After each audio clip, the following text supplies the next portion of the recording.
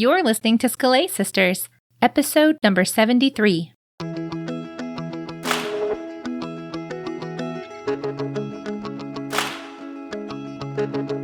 Welcome to Scholé Sisters, the podcast for the classical homeschooling mama who seeks to learn and grow while she's helping her children learn and grow. Scholé Sisters is a casual conversation about topics that matter to those of us in the trenches of classical homeschooling who yearn for something more than just checking boxes and getting it all done. I'm your host, Brandy Wenzel. You can find me at Afterthoughts. That's where you'll find my thoughts on educational philosophy and homeschooling, as well as my Charlotte Mason study guides and workshops. My co-hosts today are Pam Barnhill, Mystie Winkler, and Abby Wall. Pam is a speaker, podcaster, blogger at pambarnhill.com, and author of 2 fabulous books, Better Together and Plan Your Year. Mystie is a second-generation homeschooler with 5 kids and too many projects. With her blog, podcast, and membership, she helps you organize your attitude so you can organize your life. Find her over at simplyconvivial.com. Abby is basically the queen of the Scholé Sisters Sistership. Abby is a country-living farmer, rancher, a loving wife, and mom of 5 who homeschools and reads whenever she can. Many fun things are going on in the Sistership these days. Abby is prepping a follow-up contemplation session for spring training. If you wish spring training wasn't over, you'll be thrilled with what she has in the works.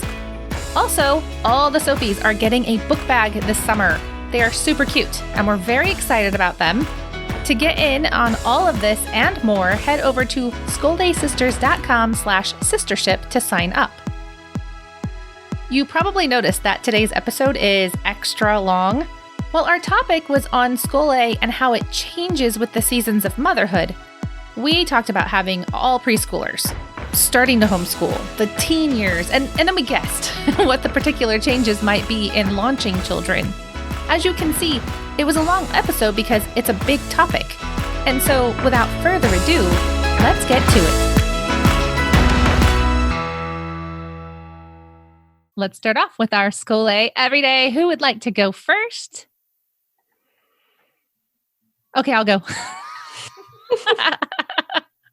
Excellent. I'm like, I never Good start. choice. I can start today. Mine is Pride and Prejudice, which Yay! I've read this before, and I've read a lot of Austen, but for whatever reason, my adult, rereading of my childhood Austen books, which I had to buy a new copy because I couldn't find this one. Or maybe I never owned my own copy. It's hard to say. But anyway, not the point. The point is that somehow I missed rereading this for at least the last 15 years. Like maybe I read it in my really early 20s, but I haven't read it since I was married, basically. And I've read, I think, all of her other books since then. So this has been so fun because the last time I read it, I was either in college or high school. And now I'm reading it with, my teenagers because we're doing it aloud. And it is so much fun. And There's a reason it's the best, it's the most recommended one. Oh, and I had forgotten because I hadn't reread it. I think it was because really in my adulthood, I was like, oh, well, there are these, there are ones that I was less familiar with. And so I felt like those were the ones I should reread. And no, turns out this really is the best. So it's been so fun though, because my kids are now understanding the jokes, like the Mr. Darcy jokes and the memes, the Valentines, where it's like, I find you tolerable enough. So it's just been so fun. So we're having a great time. I feel like my decision to go ahead and read some of these things aloud before my oldest left home, even though my youngest is only in 5th grade and kind of groans when I bust out some of these books. I just feel like that was the right call. And I wasn't sure it was going to be the right call, but I'm so glad we're doing it all together before he leaves, even if it is a groaner for one poor little 11-year-old boy. He'll get over it. Or he'll groan over everything anyway. Yeah, so. it's really true. Really? Yeah. This is totally true. Sometimes I just tell him, now you have something to talk to your therapist about when you get old. It'd be great. I'm doing you a favor. So I like to say you'll thank me when you're 30. Oh, there you go. See, I guess I'm more of a pessimist. I'm like, you'll be in counseling. It'll be my fault, but at least it'll sound interesting. All right. So who would like to go next? I can go. All right. I don't have a lot to say, but I can go. That's all right. So I am reading The Housekeeper and the Professor I have not heard of this before. by Yoko. I'm going to butcher this last name. Agawa, maybe? Okay.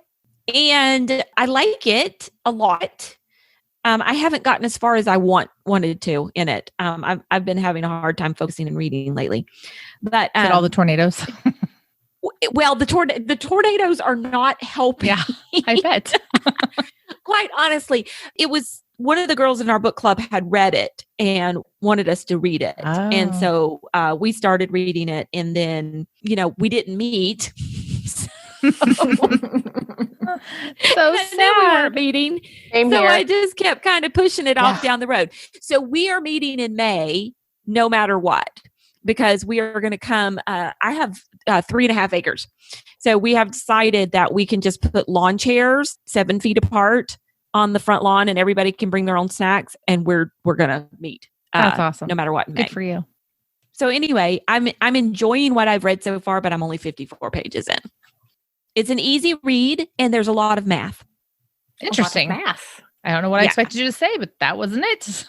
Yeah. So I'll have to come back later and report on how it turned out. And one of the things that Tara said when she was recommending it to us and she wanted us to read it was, she said, I highlighted so many things about education in here. Oh, interesting. So is the housekeeper a secret mathematician, or is this a mathematics professor?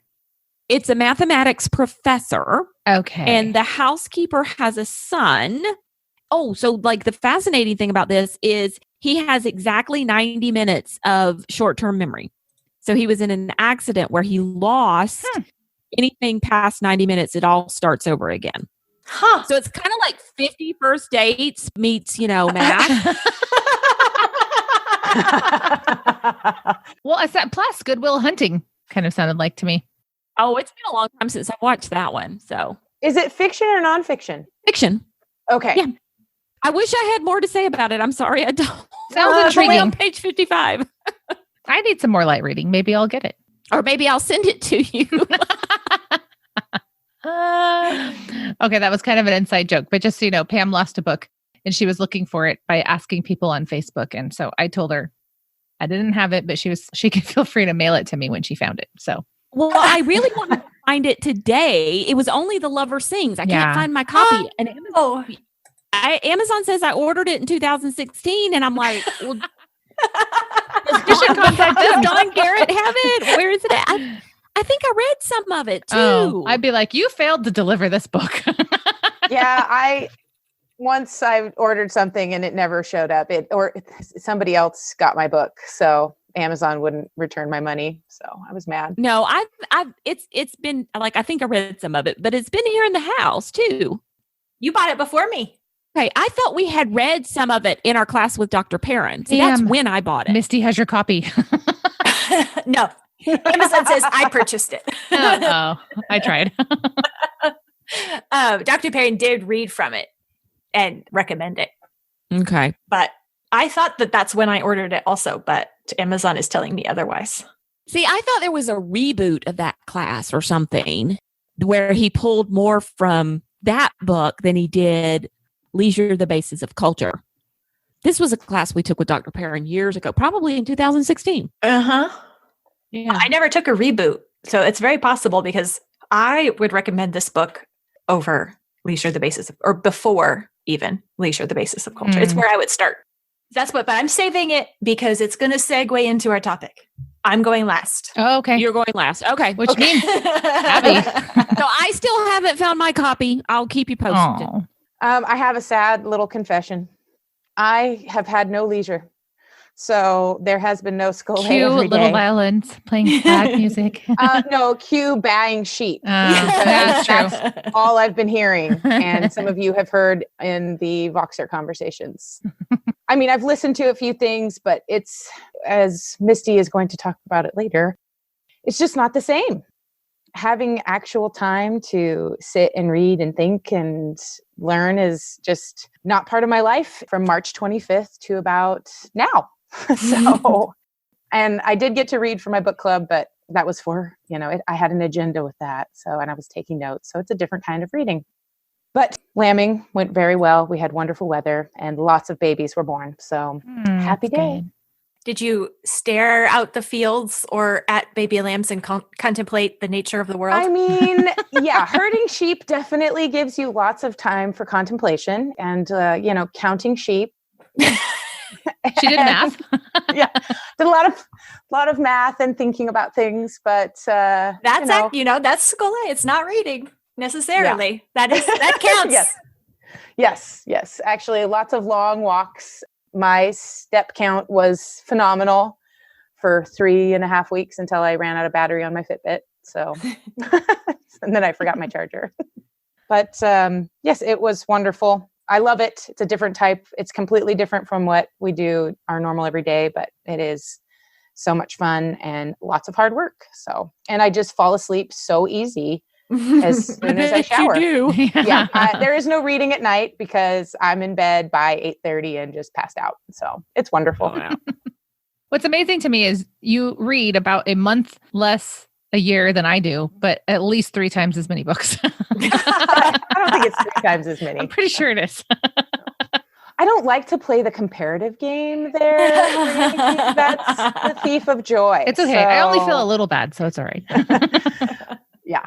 I read a lot, but I think I'm also a fast reader. And that, I think that does help. But, there's seasons when, like we said, we don't get to read as much. And so this is my season of not. But having ideas from previous months and books is always such a good thing because I do think about the things I've read on the many, many hours of, we had to milk so many sheep this year. So I got really good at milking sheep. Oh, wow. We've not done this in previous years. So just so you know. I've only ever milked a goat, so I'm not familiar with how to milk a sheep. Yeah, I'm assuming it's sometimes similar. They have really, really tiny, like you're pinching them instead of like actually handling. So like you're using your thumb and your forefinger? Yeah. It's great. Yeah. On some of the smaller ones. So that's awesome. All right, Mystie, I think it's your turn. Okay. Well, my book I've owned for a few years now. Only the Lover Sings, Art and Contemplation by Joseph Pieper. I pulled this off the shelf a few months ago. I've never read it, but I pulled it off the shelf because it has the word lover in it. And our theme this year for the retreat is love. I realized that I kind of had a trend going that I ought to keep up. I studied leisure, basis of culture for our Learn retreat, and then read In Tune with the World, A Theory of Festivity for the Laugh retreat. So I decided, well, this must be my Pieper for the Love retreat. And so I pulled it off and then it was been on my shelf then for a few months and I haven't touched it. And then we're going to talk about Scholé today. And I said, well, I'll read a little bit of this and see if I can have something interesting to say about Scholé. Nice. And it is so good. So leisure is more of Pieper's academic treatise on leisure, I'd say. Whereas these, it's a very short, small book with not tiny print, well translated, and they are from talks that he gave to a more broad audience. So his audience for all of these is not the politician, the educator, the other academics, but it's just more general, broad audience. And I think it really shows because he's very clear and very succinct and maybe even practical. So the other thing that makes me love it is that right before you start, there's a preface that's, 3 sentences. It's his thesis right at the very beginning, laid out right there for the whole book. So, love a thesis. He says, the intent here is to make one thing clear, that music, the fine arts, poetry, anything that festively raises up human existence and thereby constitutes its true riches, all derive their life from a hidden root. And this root is a contemplation which is turned toward God and the world so as to affirm them. So he's weaving Scholé and leisure with festivity, because he says in this book, but more thoroughly in Tune with the World, that the heart of festival is an affirmation and celebration of the world, of being. Mm. So this book shows a connection between festivity and Scholé. It's not like they're one and the same, but you can't have festivity without Scholé. And he's also saying here that you can't have fine art without Scholé. These are both things that grow up from a heart of Scholé. And so that's why if you go into a purely utilitarian state, whether that's personally or politically, governmentally, you are cutting off the possibility of festivity, worship, and the fine arts. You have to have Scholé first before you get any of those other things. And you will get those other things if you have Scholé. So they're very connected, although not the exact same thing. Sounds so good. And it's so little. I love books like this because then my total can kind of catch up to Abby a tiny, tiny bit. Oh yeah, I read a book in one day. More like a booklet, but whatever. Well, I was having this really mature thought where I was contemplating calling everyone on the Sistership my peeps, but spelling it P-I-E.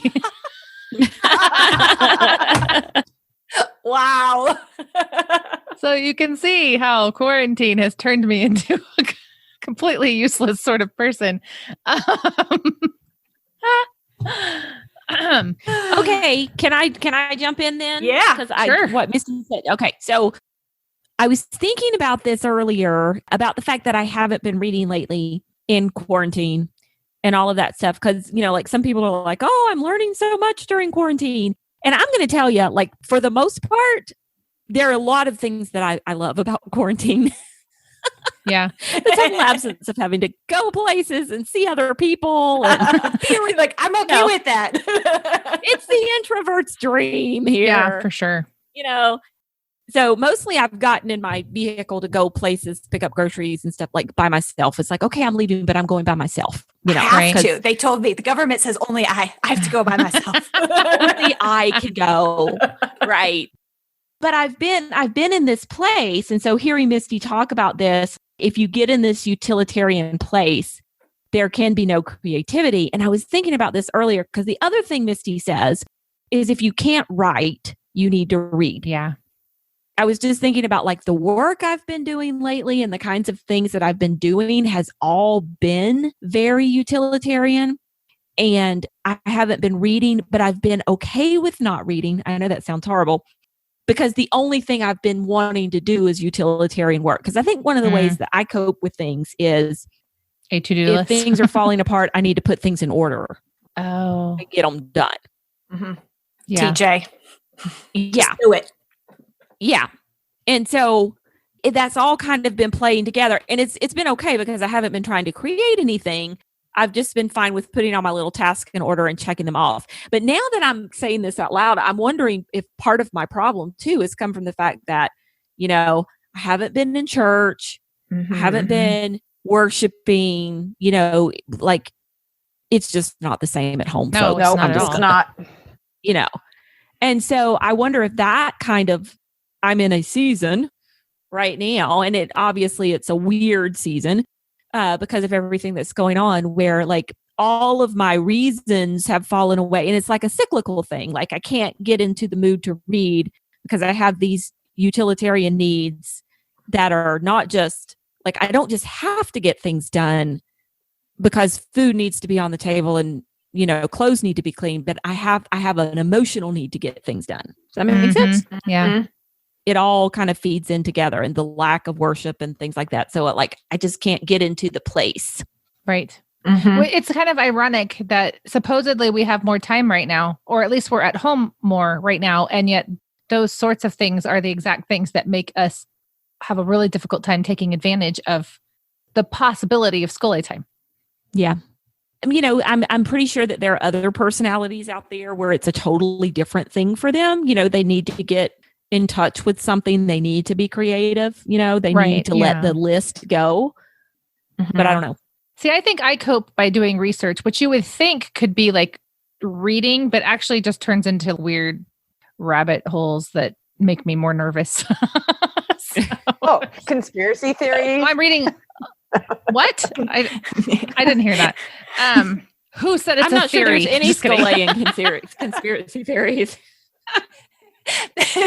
The most common at something, and if it sniffs at all like a conspiracy theory, he says, "What is that? Like Brandy sent you or something? Did you see that from Brandy?" If he doesn't believe it, he said, "Did you get that from Brandy?"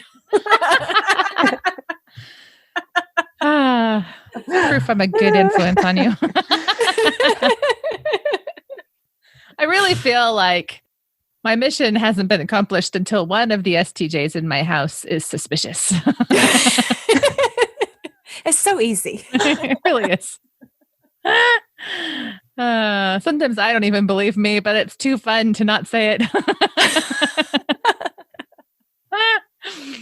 But I think it's through those patterns that we have in place, which are, healthy, created order kind of patterns, like going to church on Sunday, are there to ground us and root us in setting things aside and remembering that there's something bigger and deeper and different that we need to hit pause for. Yep. And without those anchors, it's hard. Yeah.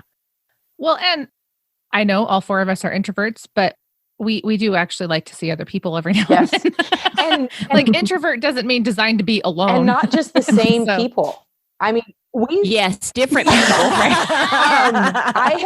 I'd like a change of people. We've please. been with my in-laws, and I mean, I love my in-laws. We get along great, and my two sister-in-laws, and we've all been working together and things like that. But I'm going to tell you, when book club almost got canceled last night on Zoom because there was only two of us, I begged the other person. I was like, "Can we please meet together? Because we don't even have to talk about the book. I just would like to see someone else's face." And that was really good for me to talk to someone else. I hear you. Well, I think I'll transition us to our topical discussion if you don't mind. I thought we had already started. But I felt like I should officially say our thesis statement for this episode, Excellent. which hasn't happened. I don't think, unless Mystie said it and I zoned out for a second. Did you say it? Nope. Okay, I Nope, didn't think nope. so. So I want to make sure. So basically, we're calling this a Scholé for all seasons. And we're talking about how Scholé changes with the seasons of motherhood. So Scholé does not look the same throughout your whole life. And what I've found is if you expect it to stay the same, then you may struggle with disappointment or anger when it stops, like whatever you've set up in your life stops working because, people and life grow and change. So we're going to talk today about how it's looked for all of us, because I know, and I see that you wrote this in here too, Mystie. So there's the different seasons, and we all experience different seasons. Like we experienced the baby stage and the preschool stage and all these different things. But then each person experiences those seasons differently too. So even how we handle a particular season, there's going to be some commonalities, but there's also going to be dissimilarity just because each person is different and your lives are different and everything. So Right. You can't just say that there's a universal preschool stage is easy or hard. It's not a universal statement, but things do change. And a season can be hard if you wait for the next season because you assume the next season will be easier. That's actually also not a good strategy. You can't wait for the next season. right. Because it's just going to be different. Right. It's not going to be easier. It's going to be different. In every season, you're still you, turns out. Oh, so disappointing. Yes, I thought you did a good job defining Scholé for us before we started, just so that we're all on the same page, you being Mystie. Mm-hmm. So do you mind if we go ahead and jump in and talk about the preschool years? Yeah. All right. So I think it would be good to just start with what Scholé really is, because it's easy to assume that it's the things that we do. Like I'm doing things for Scholé, and if I'm doing the things, then I have Scholé. But Scholé is deeper than that. It's more like the mode, the heart underneath the activity. So it's really not any of the activities themselves accept that they provide the means or the material for Scholé. Right. So Scholé is the receptive learning, the connecting, thinking, meditating, observing in that receptive, open mode, prayerful mode even. When you're in a Scholé mode, you're not concerned about achieving an outcome, making a product, or having an accomplishment.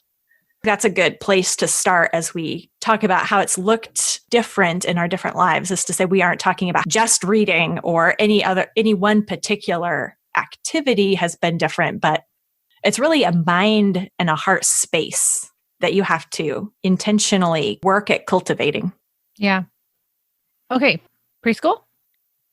I guess I'll just start with my confession. And that was that when I had my first baby, I would say no Scholé for at least the first year of his life. I was really burned out going into it. So I had all this leisure time. I didn't have gas to leave the house. And I was home all the time with this baby who slept a lot. So it would have been the perfect time to do lots of reading and thinking and notebooking and all sorts of fun stuff. But I mainly listened to Top 40 radio and stared at my ceiling. I was just so burned out. You haven't said why you were burned out.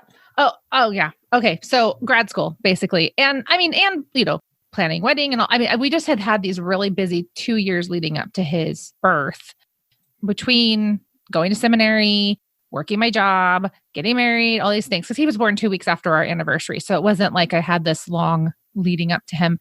And he was born 2 weeks early. So I think I had thought I was going to have this transition time. So I had my last day of work on Friday, and I thought I would have 2 weeks before he was born, because everybody told me, well, first babies usually go late or whatever. Anyway, he came 2 weeks early, so he was born the next day. So anyway, I feel like I was sort of like shell shocked, and I would not call it postpartum depression, at least not what people talk about. Like I wasn't, well, maybe I did have to, I don't know. Looking back. But anyway, I couldn't read. So I read a couple books, but they weren't Scholé. They were exactly what you were talking about, being concerned with an outcome or an accomplishment. Like I read books on, like what to expect the first year. And here's a good book on breastfeeding. It wasn't like really, I'm not going to say I never had a moment, because even books read for that purpose can sometimes have those moments where they feed you some ideas and you're like, oh, but my lifestyle was not one of Scholé at all that whole first year. And I would say up until we moved. We were still in LA until our oldest was about 13 months. And I would say it was the act of moving that then when my geography changed, it shook me up enough that it kind of shook me out of that funk. Who knows how long it would have lasted if we'd stayed there. So I know Abby talks about, her wonderful baby stage. And I'm like, yeah, that came later. I had 4 babies, so I had a chance to redeem myself. But that didn't happen at the beginning. Okay. So now that you've thrown me under the bus, I'll go. Yes, I dragged you into this. So this was... Girl, I'm under the bus. You're on the bus, like cruising along. This was such a gift to me. I was in daycare, Montessori school, and public school until state school until, I guess my last year of college, I had a baby. I got married at 20 and he came very soon after.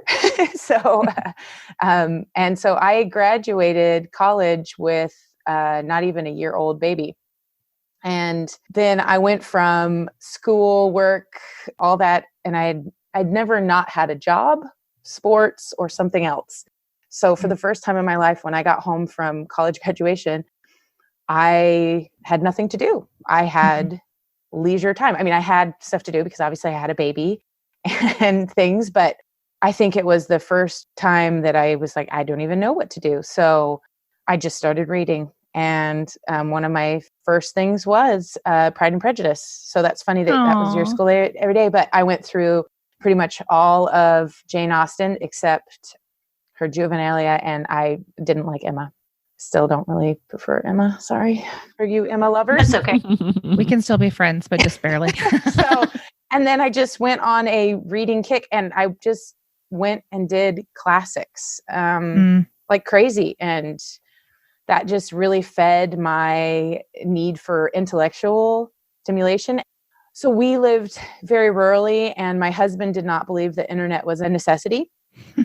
So we did not get internet for a very long time, which is probably why we had 5 kids in 5.5 years. Or did we have cable or Netflix or anything like that? People used to make fun of me and I'm like, probably true. So sorry.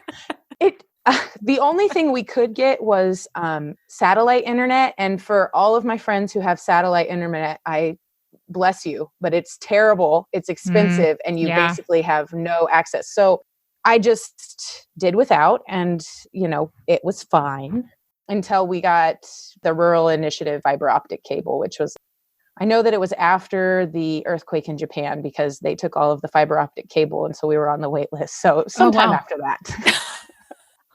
But yeah. And so reading just became this wonderful thing. And my babies I nursed my babies. I was able to do that. And that was great. So I just always I didn't have a smartphone. So I just picked up a book and read while I was nursing. And it was lovely.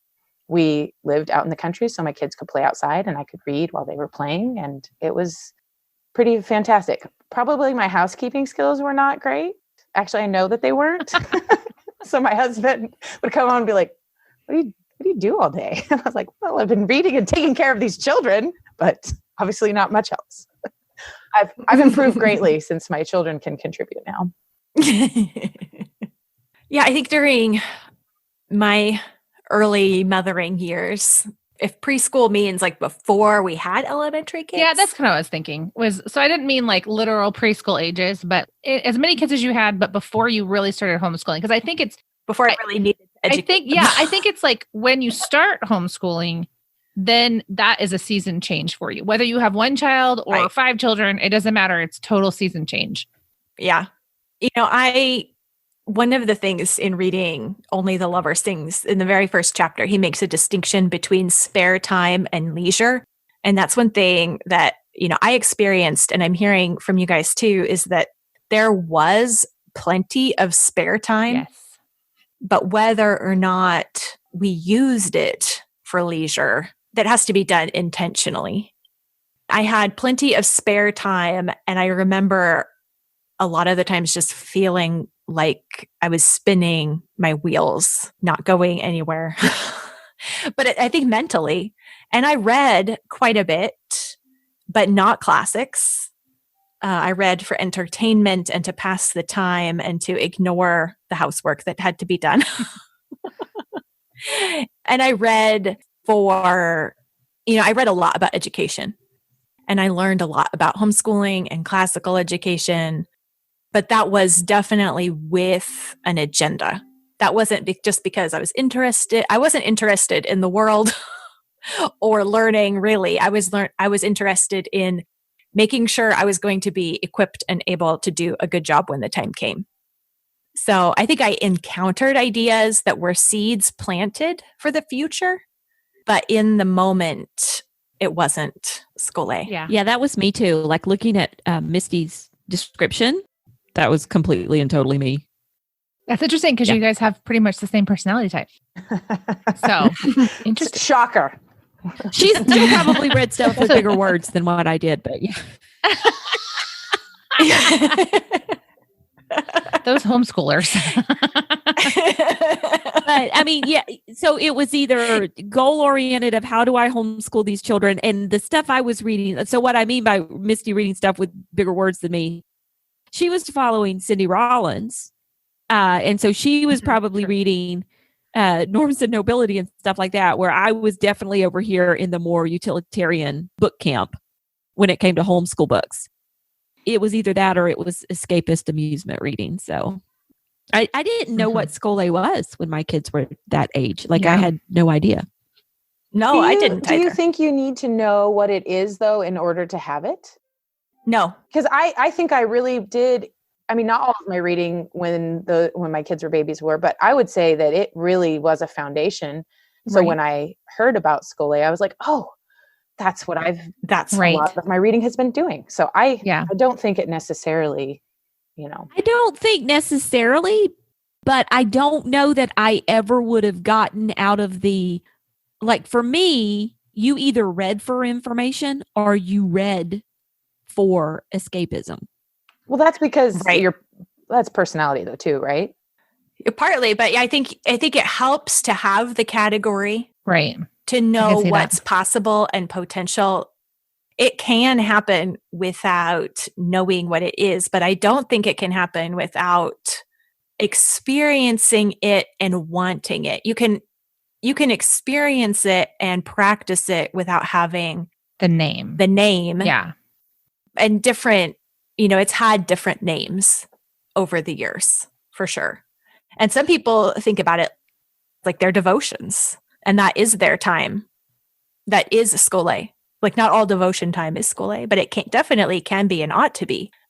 You do have to set aside the time for it. You have to use your time intentionally. It's not going to happen by accident, most likely. Yeah, because see, Abby, a lot of the reading that you were doing and calling Scholé at that point, I would have called utilitarian reading because I had been made to do it in college. Yeah. I was reading that stuff for a grade. I was reading that stuff because those were the books you were supposed to read, Mm-hmm. And I just wanted to read them. And it was for the joy, for just to read them and enjoy them. So. Right. And even if it wasn't for a grade, it was like, oh, you're supposed to read this, Right. Well, I had none of those lists. I just started picking up classics. Yeah.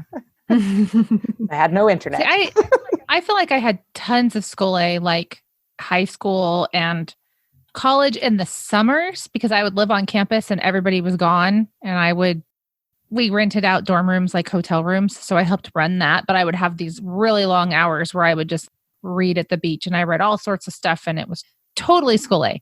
So that's why I say it was burned out. I mean, I was so burned out that even though I had known how I didn't have a word for it, but I mean, I knew a more poetic way of reading, and I just didn't even pick up a book. I mean, just nothing. But for me, it did transition later. I mean, because that was my first baby, right? But I mean, I had 3 more before we started homeschooling. So I feel like another thing to talk about in the preschool years was then, we hit that stage where I have older preschoolers and a baby, and it was hard to find time because now I have like all these people crawling all over me all the time. I was on bed rest for 9 months at one point. I thought, again, I didn't have the word Scholé, but just to use that word, I thought that Scholé needed to be done on my own, like in isolation, and I couldn't get away from my children. And so I would get frustrated. And I did. I mean, I read during nap time or whatever, but I feel like the most powerful thing that happened to me during that stage was when someone taught me that it just didn't have to be alone. If I'm reading my Bible and a preschooler wanders in, I can start reading my Bible aloud. I don't have to put it down and attend to the preschooler. I can invite them to come in and be quiet, and I can read them aloud, and I can still experience the reading that I had planned for that time, even though someone's, up at an unexpected time or whatever. That for me was like a huge mind shift, because before that I had thought about, this is me, this is my learning time. And you over there are interrupting it, And so it helped me, I don't know, almost like an early circle time, right? It helped me draw them in and not just either reject them or embrace them, but drop the book. It didn't have to be either or. That was a huge thing for me in that stage, was to figure that out. Mm-hmm. So when did you guys, well, a lot of us didn't have much Scholé at this time, but when did you find it? I know, Abby, you said nursing. Yes. Nursing. And then when my kids, we would play outside in the grass, or I had a fairly small house. And when the twins were born, we had what we called, a baby jail. Mostly because when you have that many kids, and my middle child his nickname was the Destroyer. So it was more for their protection than their containment. But I will tell you, twins are incredibly, they are very good at finding how to get into mischief together. Oh, yeah. I'm married to one. They're in their 40s and they're still that way. Yeah. They don't outgrow it. They even escaped when they were older to our neighbor's house. And we live rurally, so neighbors, it's pretty close by, but we're very close and everything. And they broke into my neighbor's house and stole their kids' Easter candy. Oh, gosh. And it makes me sound like a neglectful person, but I have to tell you, there was myself, my mom, my brother, and someone else. Like there was 4 adults. We almost had them outnumbered, and they still escaped. So we put our kids on a nap and rest schedule, and we had quiet time on the couches where I was reading something and they were reading picture books, right? We just made books and reading part of our daily life, and we didn't really go anywhere. When you have to have 2 baby car seats and then you have a toddler, and then when my oldest was, he was like 5.5 when they were born. So like going places wasn't an option. Yeah. And my way more work than it's worth. Yeah. I mean, I'd be getting in places, and I mean, the looks of people, it wasn't worth it. And comments, I mean, you would not believe the comments. Well, you do know how that happens, right, Abby? Yeah, exactly. Those kinds of comments. As I'm like sweating, holding babies, trying to maneuver. I mean, just no. So we were at home a lot. And when you're at home, as many of you have experienced lately, you have time to fill up. But at that point, there was no Facebook, Instagram, that kind of stuff. So it was, it was quieter. This is true, I think, for all of us, right? That our first children were born before there were really like smartphones. Yeah. Yep. I know it was invented after my oldest was born, but I mean, even when he was 3, I don't think I knew anybody who owned one. They existed. We still didn't have even normal cell phones at that time. Right. Yeah. So, I mean, we had a computer, and there was the internet. I mean, I was reading Cindy Rollins, obviously. So, but it was different. It was very different. Carrying everything with you. Well, even the photographing. Yeah, photos weren't nearly as good. Yeah. No, I have much better pictures. Numerous. I have much better pictures of my firstborn because I took them all on a DSLR. Oh, yeah, because you had a nice camera. I didn't have a nice camera, so we just don't have very many pictures at all of... Well, and I don't have habits even now. I mean, I have pictures of rabbits. But, there was no... But the photos online, like if people were sharing photos online, they often weren't that great. No. They were often really bad. And mine were. And it took them like at least 4 hours to get it from the camera to the computer onto the blog post. Oh my gosh. I was thinking about that. There wasn't social media. No. And so if you were sharing, it was a blog. It was more long form sharing your thoughts. Yep. And so I had a blog. Me too. And I wasn't good at photography. And my family was all local. So I didn't have that same reasoning to have. Most of my friends who had a blog were doing it to share, life and happenings. Like out of state family. Kind of like for out of state family or friends. So it was kind of like, instead of sending letters, you could post it on the internet and all the same, it was kind of handy. All the creepy people could see it along with the people you loved. It took a while to realize that. But so I had a blog, and I think that was something that helped me move towards Scholé. Yes. Was writing and thinking through things. And I found that writing something forced me to think through it better. And I'd always enjoyed writing and wanted to write better. Yep. So I was blogging more to process what I was reading online, because mostly it was reading other blogs and saying, well, I have thoughts on that. Yep. Or processing my life and having thoughts about life as it was unfolding. And so all of those are gone. I think that was practice writing, and I'm taking that all off the internet. Mine can still be found if you dig previous post long enough. 2,000 posts later, and you'll find the early years. Oh, wow. But I do. Yes, I think the long form blogging caused a lot of us to Scholé way back then. I mean, I really did start a blog because I was narrating at my husband and he was tired of listening to my voice. But also what you said about like you needed to think through well in order to write and have it make sense. I was thinking like, because if you didn't, someone named Mystie Winkler would come and call you on the carpet in the comments. That might have happened. So yeah, that might have happened to me. I was a little bit obnoxious in the comments. I have fond memories. You were in your 20s.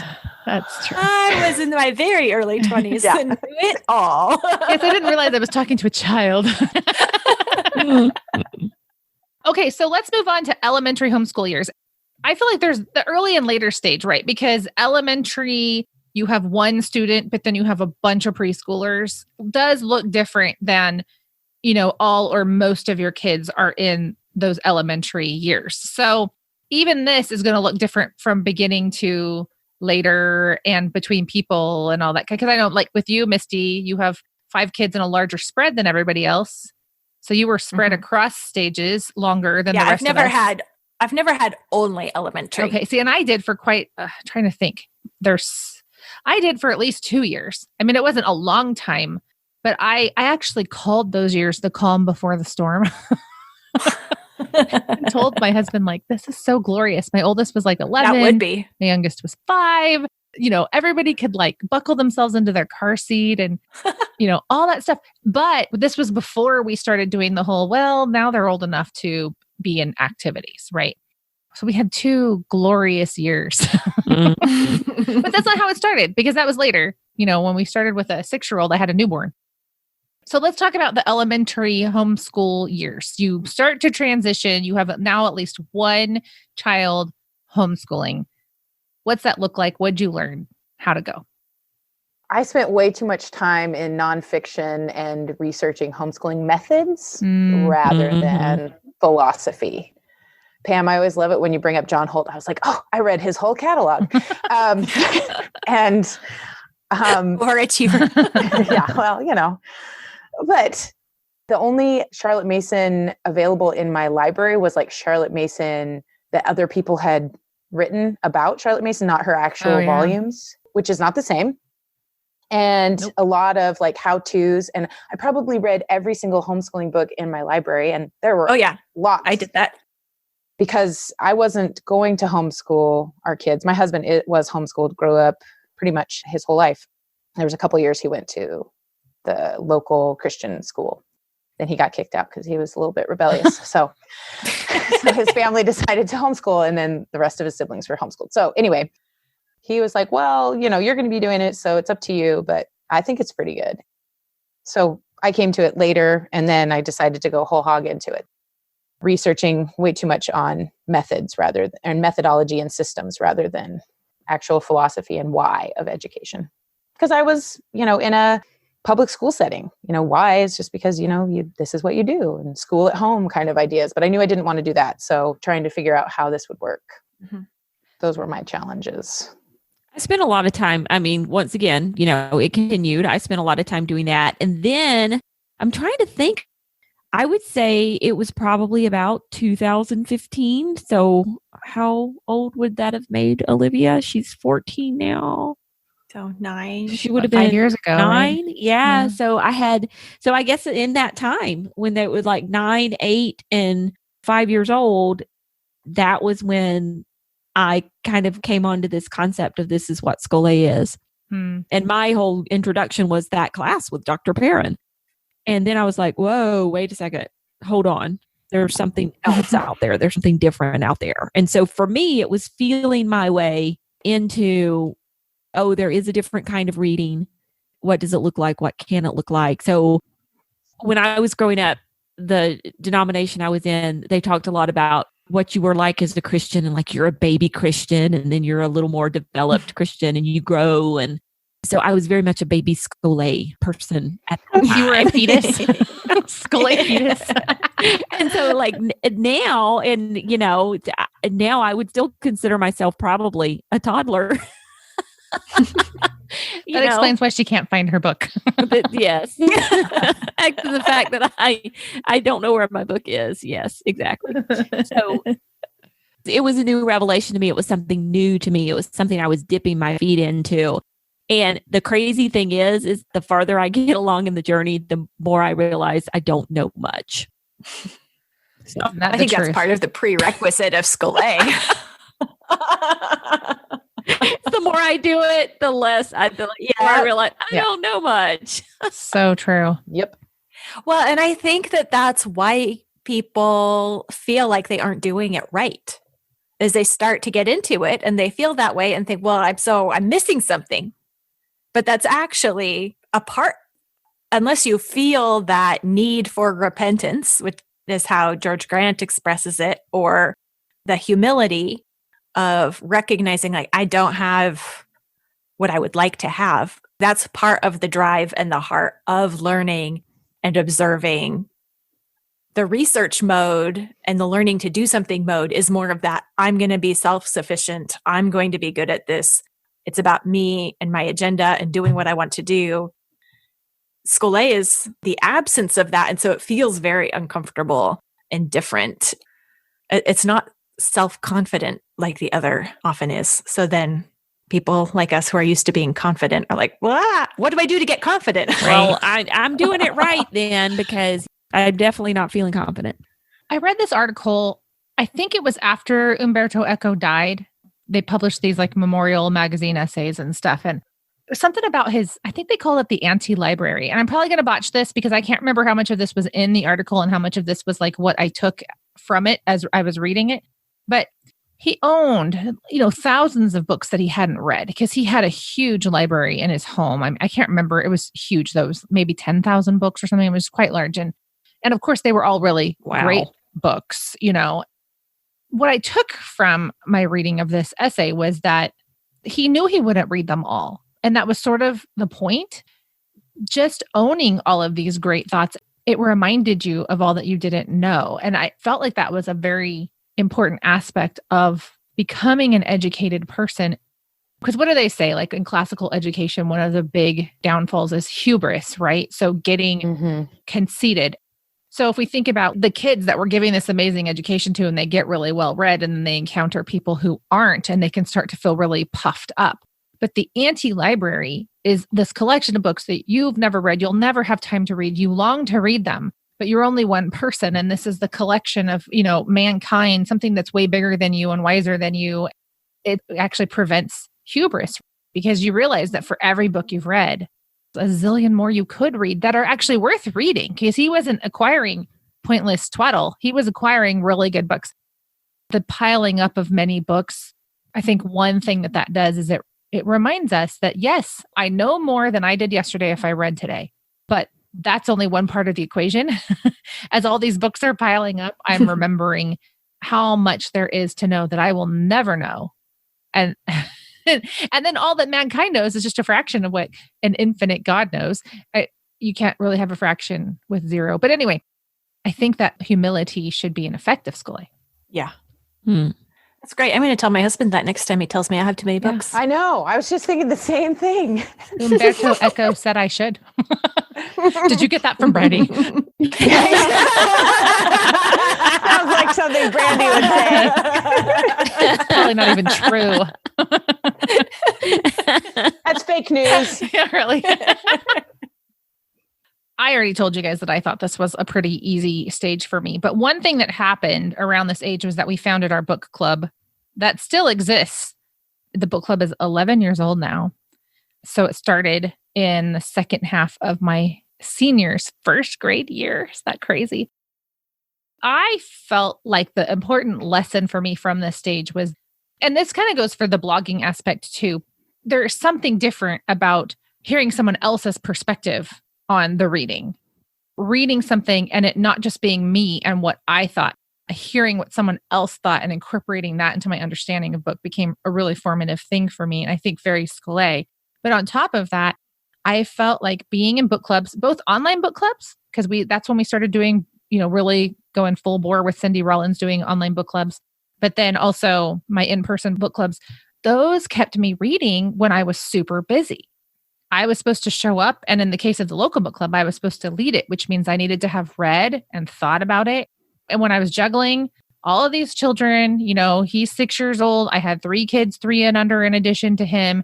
And it just really was super helpful to have the accountability of a place and time that I was supposed to show up. And I didn't have to know everything, but I had to have known the content of the chapter. So I felt like that was huge for me in this stage because it kept me reading when I think I would have justified not reading with, I'm just so busy and there's so many people and, the whole like maybe later, maybe I'll have more time later probably would have happened to me, I think. Mm-hmm. I also got to join, we ended up joining a co-op at the time, and all of the moms were in a really great, they picked great books for book discussions, and we did article discussions and all sorts of different, we'd listen to something and we'd discuss it. And so there was so much great conversation, and we're still in the co-op. We don't do that as much anymore, which is so sad to me. But this core group just loved to read and discuss, and we would even write sometimes, some about education, some about learning, but just usually really great books. So I too think it was so formative. And it was the first time, I'd been reading a lot on my own, but like you said, Brandy, having someone to talk about the books with, it just deepened my understanding, and it was interesting to have other perspectives. And it was so encouraging to have other moms who were alongside me being able to do that. And that was wonderful. Yeah, I would say that was pretty formative for me too. I mean, it was just absolutely huge to have my local book club. And then eventually, as we got into it, you guys and the podcast, I mean, this is one of my major forms of Scholé right here is what we do. I mean, that's what keeps me reading, encourages me to find books that I bought a long time ago. So I would think any kind of book group, as a practical tip, making time for a book group is probably one of the biggest things that you can do. Yeah. That and spring training. That's one way right there. Yeah, it was during this time that Cindy was doing her blog book clubs. So I'd already been doing all of this homeschool research. And I was like, oh, these are books I haven't heard of. Norms and Nobility, Poetic Knowledge, Leisure, The Basis of Culture. So, I'm going to read them. And then they threw me for a complete loop, rethinking everything. And it was really thinking about the nature of things. Like that right there is Scholé. And overall, in the day-to-day life, I think that the elementary years were when I felt the struggle of that, because everyone needs something all the time. It's like, all of the mundane details add up. I was really struggling at that time with my homemaking and whether or not it even mattered. It was not a time where I had Scholé or used my time for Scholé, but it was the time where I started to realize that that was a problem, that was something that was missing. I started to notice even the categories for it began forming, and I realized my lack of curiosity, just like my lack of homemaking skills, was actually a problem that I needed to change. I couldn't just accept oh, this is just me. This is just my personality. This is what I do. This is who I am. Yep. Which I very much wanted to do. So I was a little bit, and that was a part of my obnoxiousness in the comments really, was kind of that pushing away, not really wanting to go there. But during my kids' elementary years, which usually included pregnant or baby and a toddler, is when I started feeling the need and the lack, and humbled myself enough to start small and right along with my kids, paying attention to details while on a nature walk, not thinking about what I would do when we got home and what I wanted to do and this project or that project, but actually paying attention to the world around me while taking a walk, or actually watching my children just for fun play. That kind of just pausing and stopping and just being a part of the moment. That started happening, but it felt uncomfortable during this time. When did you guys find Scholé in this stage? I was thinking, for example, for me, I think actually the first 3 years of this stage, I would say homeschooling was a huge part of my Scholé. I read almost every book aloud from Ambleside Online to my oldest. It felt like the beginning of my real education, because all of these books were books I hadn't read before. And I just loved every second of it. I was just in heaven, and it was so Scholé. So when did you experience Scholé in this stage? Did you get up early? Mystie said her nature walks. What else? Nap time and quiet hour. We kept nap time far into my twins' life, because that was when I took a break, and my twins took naps until they were 8. And it was glorious. I wasn't going to give it up for much. So that's amazing. Yeah. every day after lunch, I would have the twins come and lay down on my floor. We'd get their little pillow and blankie. And I actually was taking care of my college roommate's little girl while she was at work, and she hated naps and she didn't really need one. But I was like, well, it's quiet time anyway. So she had to have her little space, and I made that happen every single day. And my other older kids could be quiet in their bedrooms alone, and then that was fine. And I would get a good hour in. I mean, I would not schedule play dates. I would not go places. I'm not a spontaneous person. People would be like, oh, you want to meet up? And I'd be like, sorry, that's nap time. And I wouldn't go places. Everything was done before that. And we almost never skipped it. And it was wonderful. I miss those days. I think I was just doing it around the edges, in the morning, in the evening, whenever I could sneak a little bit. I was certainly not of the mindset that Brandy was yet, where, oh, this was something I could do with my kids. That came later as my kids got older. Yeah. And we started doing morning time more. Yeah. And even at the very first, our morning time was more. It took me probably a good year and a half of morning time to realize that, okay, this is what I'm doing with them. And then as we started doing, then as the realization started coming, I was like, oh yeah, this is just as much for me as it is for them. And now some days I can't wait for them to leave so I can do what I want to. Like, boy, when you're all gone, I'm going to have hours that I can spend. I kid. So did you get up early for that purpose, or were you just up and so you incorporated some of that stuff into your time? Sometimes I did. Sometimes I got up early. I mean, it went in fits and spurts. Mm-hmm. Yeah. It depended on how gung-ho I was at the moment, which I'm going to talk. That's my can of worms for later. So, oh, of course. She's saving it for the end. No, I, for real, at this stage, I read some blog post out there that romanticized getting up early. And I was like, I'm going to do that. And I am naturally a morning person, so it was not particularly hard for me to do that. But I was extremely anemic, so I was tired and did need more sleep.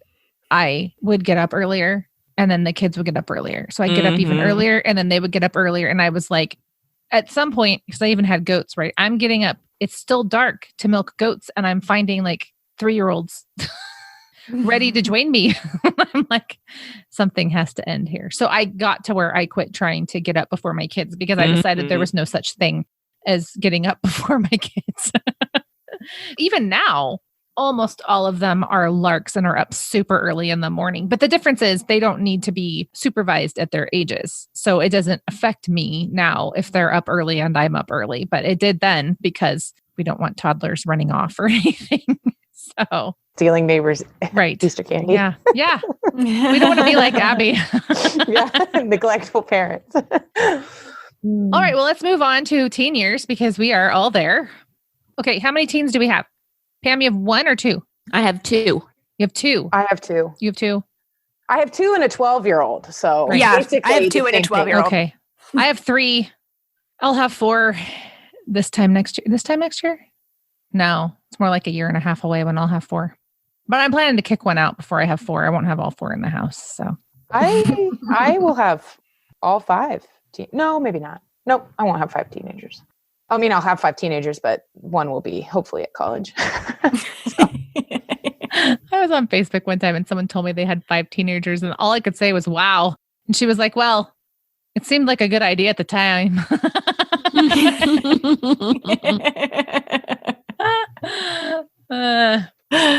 Okay, so the teen years definitely, I think, ramp it all up for a lot of us. So let's talk Scholé with teenagers. I have to say, it's way better and easier for me. I love teenagers.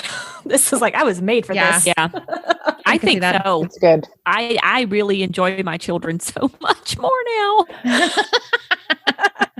I think what was a challenge for me was being able to shift gears, and like, now we're leaving our house, and now I'm dropping someone off, and now I'm waiting in this waiting room, and now I'm like, it's just all of a sudden everything got a lot more active. And I think that was a skill I had in high school and college, carry a book with you and read wherever you are. But I had to kind of redevelop that. I wasn't good at it in the beginning. Now I feel like there's a huge part of my reading and thinking that is accomplished while driving or in a waiting room or whatever. But I had to orient myself that way. It wasn't the easiest thing for me when I first started.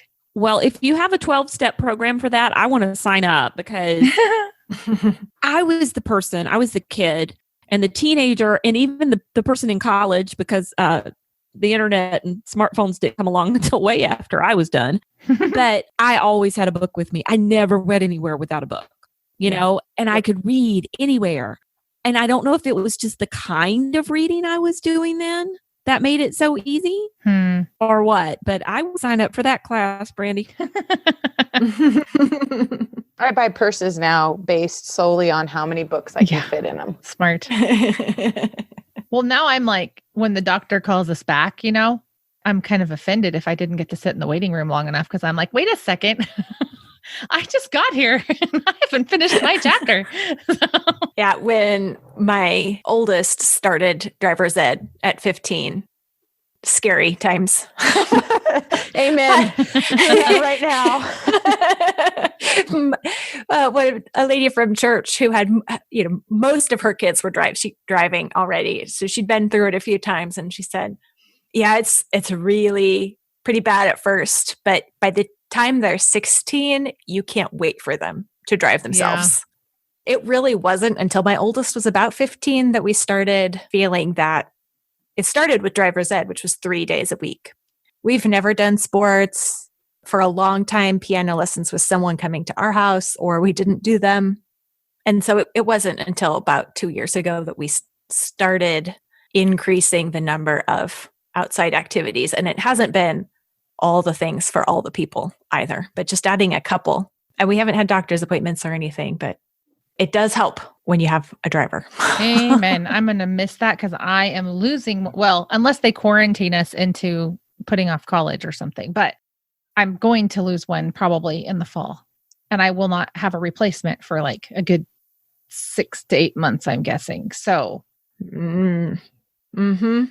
it's pretty nice. I'm like, if I'm going to be back till if I want to order a pizza, I better go get it myself. It's so disappointing. Uber Eats, don't they deliver to you guys? I don't know. They might. I'm sure there are a lot of things that have, if they weren't here before, are here now. Actually, we don't have delivery. Really? Oh, really? We're too far out of town. Oh, well, I'm too far out of town that too, so it doesn't really matter. I just think of people who live in town thinking like, well, of course you have delivery. Why wouldn't you? I've never looked because I assumed that they charged for that sort of service. And I had teenagers, so, you know, why pay for something you can get for free? Yeah. I don't know. By the time you count in gas, especially in California where you got to sit and idle and go through all the stoplights and yada, yada, the $2 you pay for delivery, probably true. So one of the things I love is now I can read with my kids. And so we can read all these books together. Yeah. Well, and you even kind of take classes together, right? Don't you? Yes. Oh, yeah. Yeah, I knew when my oldest two were going through elementary lessons, I knew that I was supposed to be enjoying learning what they were learning and reading what they were reading. But I really just knew that this was a shortcoming of mine because I didn't. Then, you know, by the time they hit 13, 14, then they start reading books. It's like, okay, now I want to read and talk about these. Now this is good books. Yeah. And I know that's my bad, but it's the truth. Maybe you're just picking really bad books. Oh, them's fighting words. I was not. They were good books. Sounds like a lot of twaddle, Misty. Yeah. Well, I can say I've always enjoyed reading with my kids, but we have way more discussions and higher quality because even when we discussed before, it wasn't quite what I get now from them. And so it's definitely more enjoyable, I think. Plus, I mean, you know, like the books like Pride and Prejudice, you know, they weren't accessible yet. Mm-hmm. So that's just been so fun. Who wrote reading really, really late at night after everyone else was asleep? That was me. That is not me. That was me. No, I can't do that. Well, you know, this only started when my husband started working out of town, but I just felt like I get up in the morning, I hit the ground running. I have to be two parents all day long until, you know, my last one goes to sleep at about 10.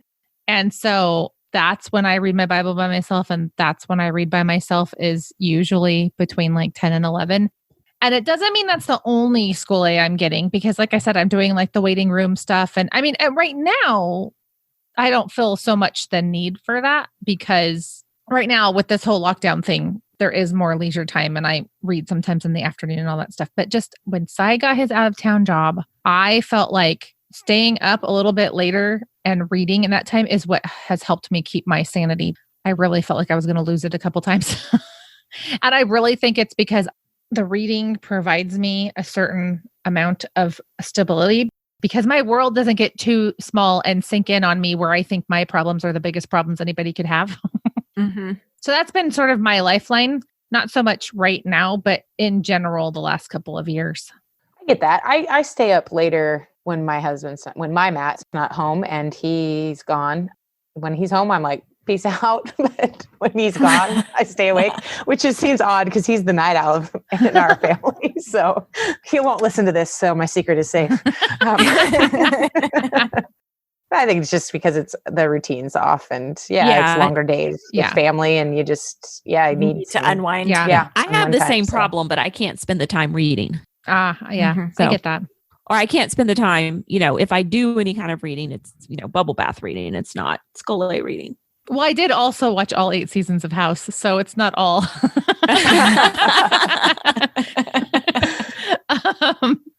But I find I go through ups and downs on getting up early and reading and praying and those things before our day starts. Whether or not the kids are up, that doesn't matter anymore because they get their own breakfast and I tell them to not talk to me and it works.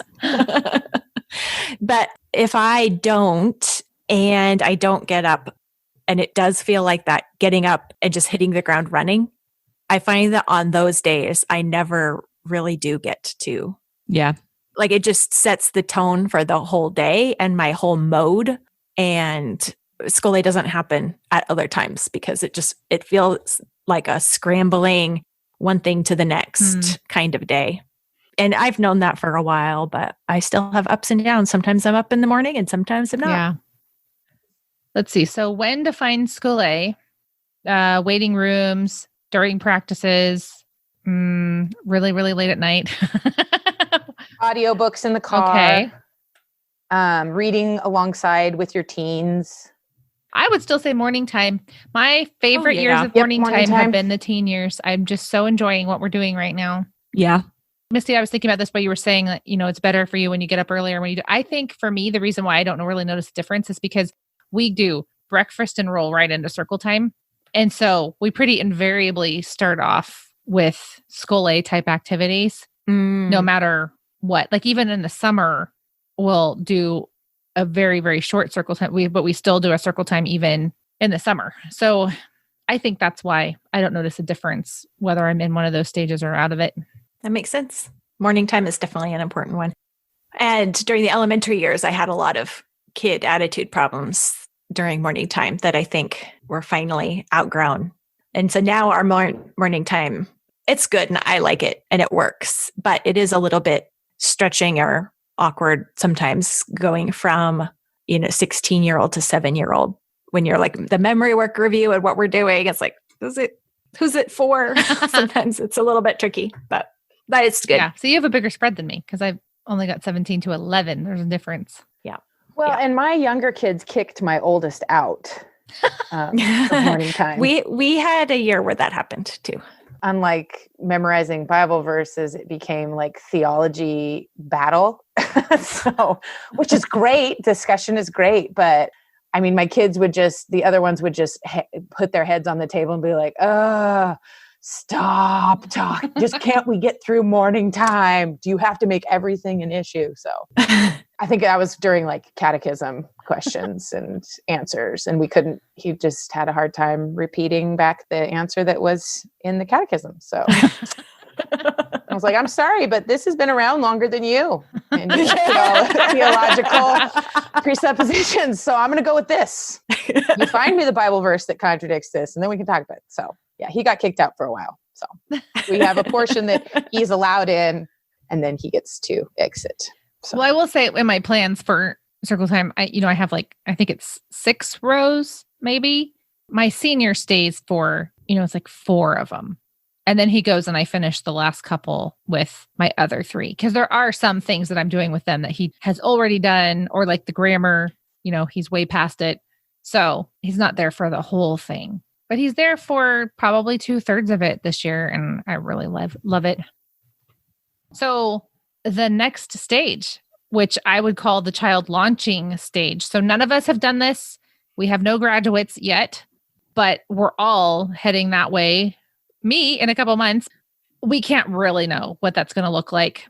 But what challenges do you guys anticipate as you face that next stage? I think the biggest thing, what I've heard from people who have done this, it's not like they turn 18 and you send them out the door and then you don't worry about them anymore. Yeah. I've heard that there's like a lot of texts and you end up with college kids and we've had moms tell us, like when we run the homeschool consistency boot camp, like, well, turn off your phone. And they're like, I can't turn off my phone. I've got a kid in college, kind of thing. And so it's the kid in college who's interrupting the school day and things like that. You think, oh, if I've got one less kid at home to worry about, one less kid I've got to take places, things like that.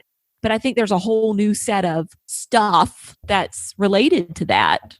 Yeah. With them calling and needing you at different hours a day. And so it's not like you're going to lose a kid and you're just like, oh, well, that one's gone.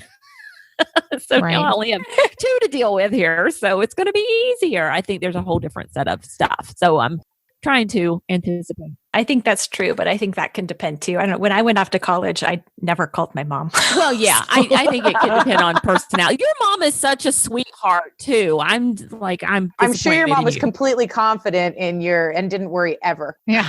I called my dad every day, which made my mom so mad. But he had a 1-800 number. At work. So I didn't have to pay for the phone call. So that's who I called. Oh, that's funny. Now you're aging yourself talking about her. Yeah. Paying for phone calls. So, I am well past the age of, let's just say I'm old. And my mother still has me on one of those family tracking apps where you can see where people go. And so she'll call me. She'll say, oh, I saw your dot. It was going here, especially if I come through her town. So I think the biggest challenge I see when it comes to Scholé for the next stage is not the empty nest thing, but the process of launching one at a time. Is the children still at home needing more of me because there are social needs met by some of the other kids that are going to be gone? Yeah. Oh. And also the loneliness aspect for my youngest when he's the last one. I mean, I'm assuming it'll work out that he's the last one. I guess that could be actually not true, but I anticipate that being probably a pretty major issue. I mean, because my first and second are super close and my first is leaving and the second one's going to be at home for 3 years before she's even old enough to think about leaving. And so her losing basically her best friend, I think is going to be really hard for her. And I could see her leaning on me for that, which is fine. But I think I'm going to need to be, we talk about flexibility in part of this.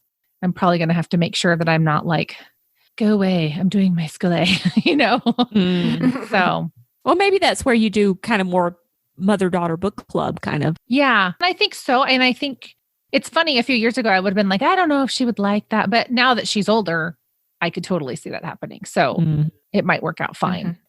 Because even now, I think with my oldest, because he can't go anywhere and see friends and everything, I see a little bit more mopiness and he's up at night wanting to talk to us in ways that he didn't usually need to. And it's just the lonesomeness, but I think it's going to be a different level as people start going separate ways and other people are still at home. I'm going to miss my oldest. I mean, I've got a few years, but he's such a delight to talk with now. And he's very much into reading and learning. And it's just a joy. Some of my other kids, I mean, they're just not interested in school. He was just a natural learner and loves it. And my other kids, many of them struggle with physical ability to read. Comprehension, they're great. Listening to an audiobook, no problems there discussing the ideas and everything like that. But it's different when, like to share reading and things like that. They just don't read as much as he did. He just devoured books. Right. I will definitely miss that. And I think my husband has like really big plans for me once the kids are out of the house. So I'm a little nervous about this. So I think that's really going to cut into my Scholé time. I recommend hiding in the bathroom. Yeah, I think he's thinking I need to get a job. Oh, I just thought of another challenge too is, we talk about, what do we talk about?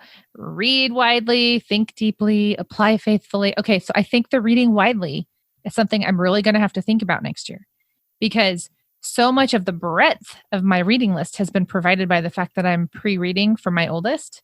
I mean, it's not like I duplicate book for every single child, but overwhelmingly I do use the same books for each child.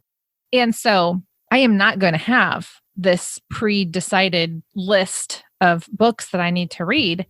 I'm so glad we introduced the 5x5 challenge this year. I was just going to say, well, you need a 5x5 challenge. I'm so glad that we did that, because I think that will really keep me going, because I have a concern about losing.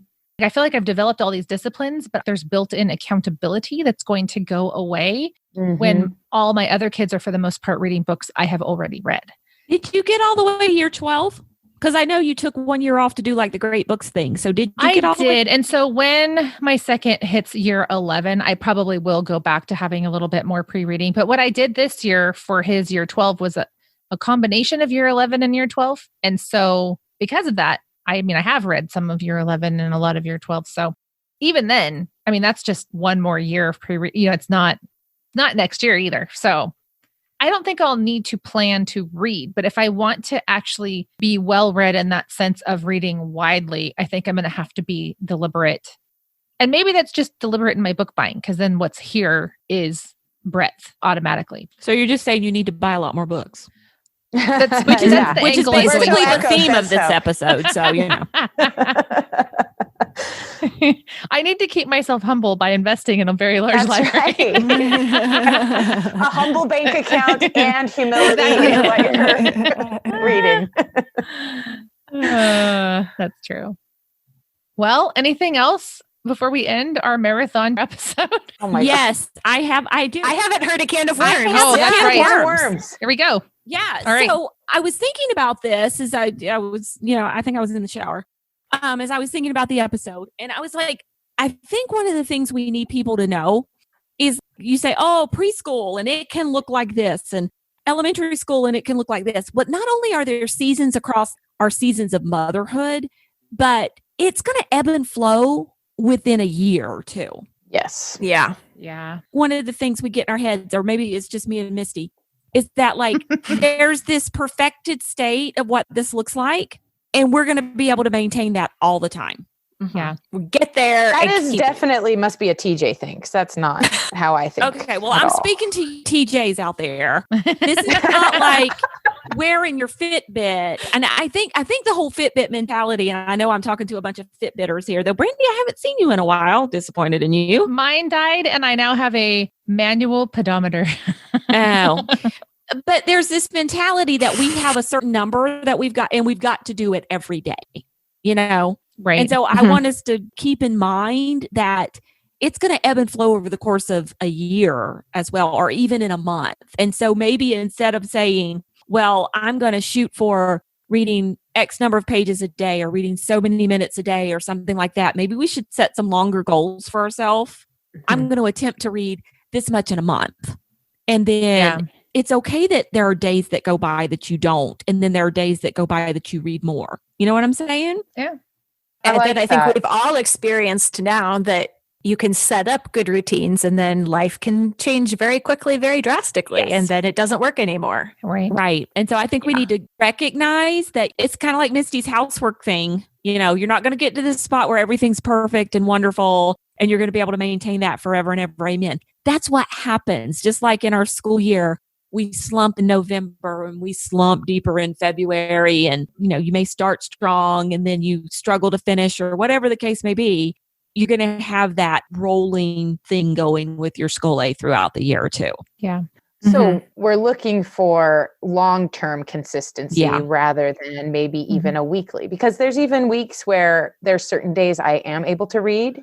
And then there's other days it's just not going to happen. Yeah. And that's okay. My weekly average, my monthly average, and over the course of the year, it's the long-term goal. Yeah. I like that, Pam. I think sometimes the art is in the ability to recover from a season that feels like failure in this area for whatever reason. Because you can have sickness in the house and everybody's sick for like a month. And I don't mean this virus. I mean, like you catch the flu and you're staggered and you've got 7 people in your house, so it takes forever or whatever.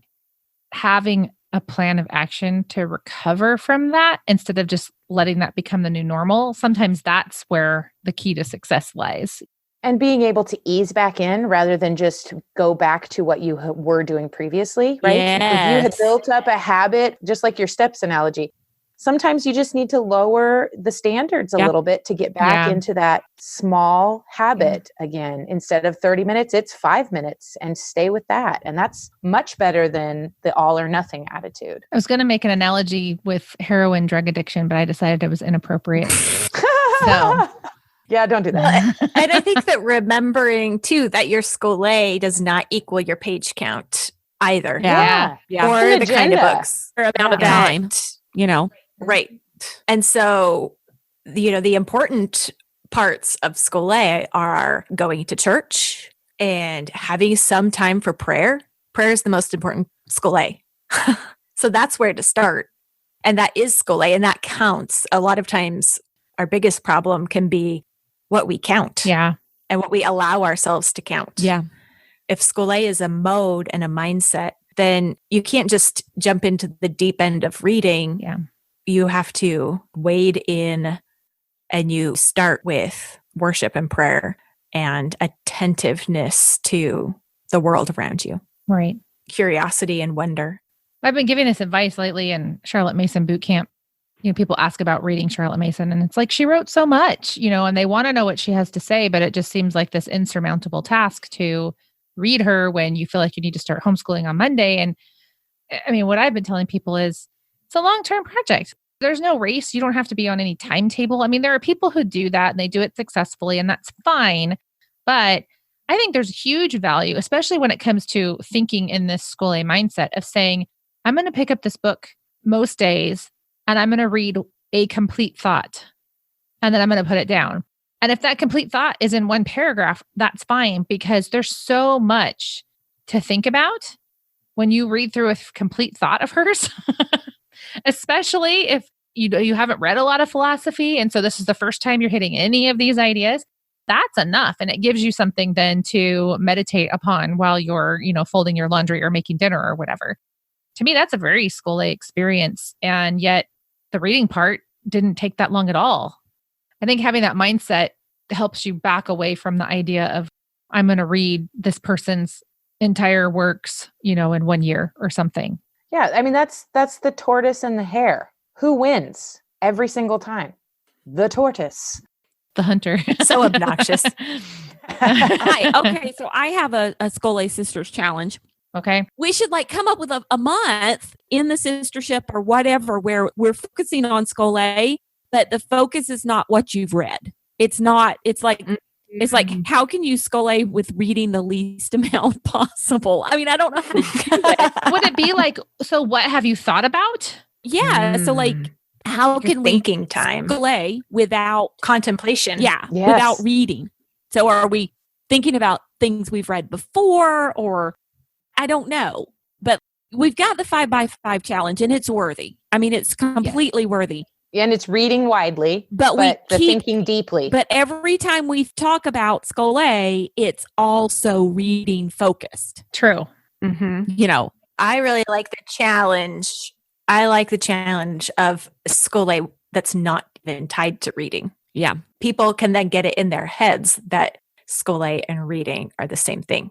So maybe we have a month where we focus on prayer, and it's about, like Mystie and we tally saying, how many minutes we pray and compare them. Just kidding. Or we could tie it to one of our events that we do. Mm-hmm. We're saying, it's not always about reading, but you wouldn't know that from listening to the podcast until we actually say the words. Well, and isn't that what we're trying to do with, we're calling it integration session, but we can call it the contemplation session, where we're going to ask them to think about the things that you guys are talking about, right? Like, this is how I'm envisioning it, is what were your big takeaways? Not looking at your notes, but actually thinking through the things that you want to remember, you want to feel, you want to think more on, make a decision about. What are you, feeling? Mm-hmm. We can call it a contemplation session. Yeah. I don't know. I like that. Or guided contemplation. Yeah. I don't know if that's actually a thing. That might be completely contradictory. Sounds new agey. We should go with it. Totally woo-woo. Yeah. Nope, that's a good point. I think it could even be as simple as checking in on an ideas basis. Mm-hmm. And this might be separate from what you're going for, Pam. I don't know. But I was thinking about how so many of our best thoughts are also kind of a synthesis. Like, we took in an idea because we heard a speaker lecturing on something here, and then we saw it in a book, and then we read it in our Bible, and we thought about it even when we were praying, and like all those things come together. I'm just wondering if there's a place for... Is that science of relations? I suppose it is. I guess I wasn't thinking of that when I said it, but yeah. But Pam, you were also saying that you had this idea in the shower, right? So this is the problem. They used to make a waterproof pad where you could write down notes, because I always have great thoughts in the shower, or when I don't have paper. Sometimes I'm on walks and I will leave my phone at home, and I've had to go to bringing note cards and a pen in my pocket so that when an idea strikes, I don't forget it. Because that's the other thing, I forget them. Yes. Or right before you're falling asleep at night. Yep. You ever get like really great ideas and then I'm like, oh, okay, I'll write it down tomorrow, and then it's gone. I hate that. I write all over my left hand. Anyway, I don't know. It's maybe making thinking visual. Yeah. How do we make thinking visual though? Yeah, that's the hard part. I like your idea, Pam. I think it's a great challenge. I'm so glad we got to know it. All right. So I have to tell you guys that the drive-through wine ends at 7, and I would like to go drive through and get a bottle. Quick. Excellent. Priorities. Great reason. That's it for today. And that's not just it for today. That's it for season 11. Thank you so much for listening and being a part of the sisterhood of the podcast. Make sure you're subscribed so you don't miss our summer season. Every episode has a Scholé sheet, and this episode is no exception. At Scholé Sisters, we want to be people who apply what we learn rather than just listening and then forgetting. Scholé sheets are individual journal pages that help you apply the ideas from the episode. Download your Scholé sheet for free from our show notes at scholesisters.com/SS73. Don't forget to sign up for Sistership. In addition to the announcements I made in the intro, we'll also be hosting a midsummer session on July 14th that will provide you a sort of context lecture for reading Russian literature. This will be for all paid members, supporters, and Sophies alike. Just go to scholesisters.com/sistership to join. We thank you so much for being with us this season. Our brief summer season will feature an episode explaining the big change we're making to the fall retreat and why it will make the retreat even better than it was before. And also, there will be an episode with this year's retreat guest speaker, the one and only Karen Glass. Until then, we want to remind you once again that homeschooling is a marathon you needn't run alone, so open up your eyes and look around you. Find your sisters.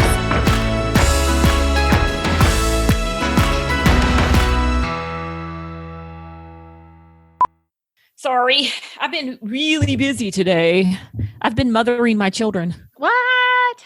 I know. I feel like I should make a meme that's like, this homeschooling would be so much easier if there weren't all these kids everywhere. I think there is a meme.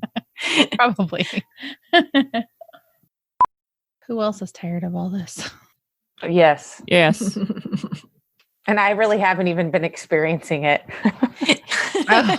Welcome to quarantine, Yeah, Brandy. really. Yeah, I'm sure it'll hit next week. It'll be really bad.